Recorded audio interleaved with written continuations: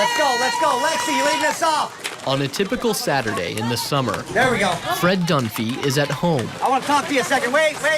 Come here. Home plate, at least. Everybody's waiting on you. The umpire's mad at me now. No longer in the sands of a faraway country. Nice job, kiddo. But surrounded by family. Go down! Woo! On the dirt of a softball diamond. You know, you go out and you coach a team for 2 hours, you forget everything you've been through. Long before he was a guiding mentor for young athletes. Nice play, Sydney Rice! He will do anything for anyone. The Elkhart Central grad was the one in search of direction. I was living in the same town, seeing the same people, doing the same things every single weekend, and thought that it's time for a change in my life.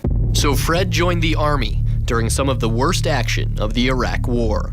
He found purpose on a recovery team, which collected broken down or destroyed vehicles and equipment in the field. Lead truck kept getting hit, and all the guys up there were married, had kids. I was a single guy, so I was like, you put me up front. You know, this guy doesn't need to, he's already blown up a dozen times. Let him take my spot in the truck and let me take his.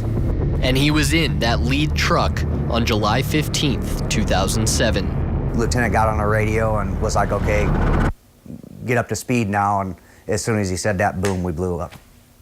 Amazingly, his entire team survived the IED explosion. Fred suffered a traumatic brain injury, as well as a broken arm and issues with his back.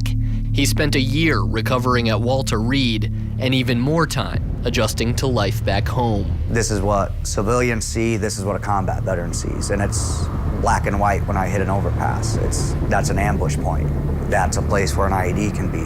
That's where they throw grenades from. That's what I see when I hit one.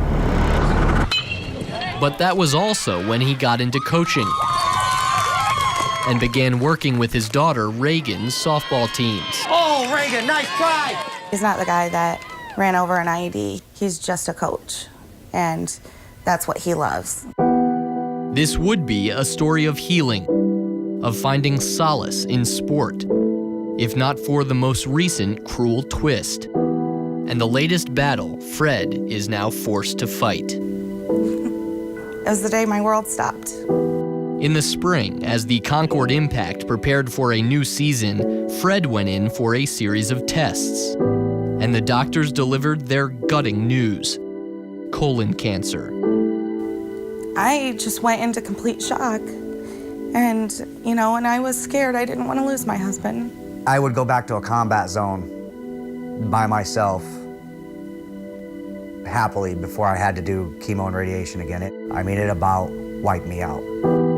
While most people would take a time out from coaching to deal with 6 weeks of chemo and radiation, Fred soldiered on, only missing a few games all season. He felt like that he didn't have cancer anymore when he was coaching, so that was nice to see him smile.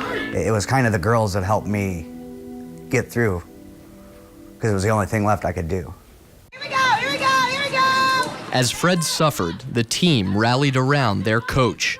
They raised money, helped out with meals, and surprised him with special shirts at one of their tournaments. One of the better moments in my life to see that many people cared and that many people were willing to help out, willing to do things for us. Those girls saved my husband and got him through this. I don't think without them, he would have done as well.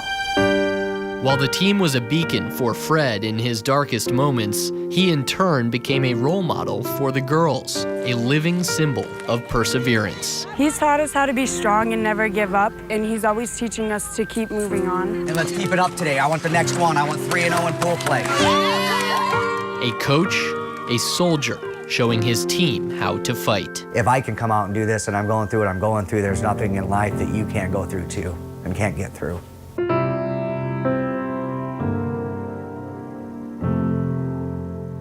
Leela Dunfee, Fred's wife, who you heard from, says despite all they've been through, she doesn't believe they will ever have a season as special as this one.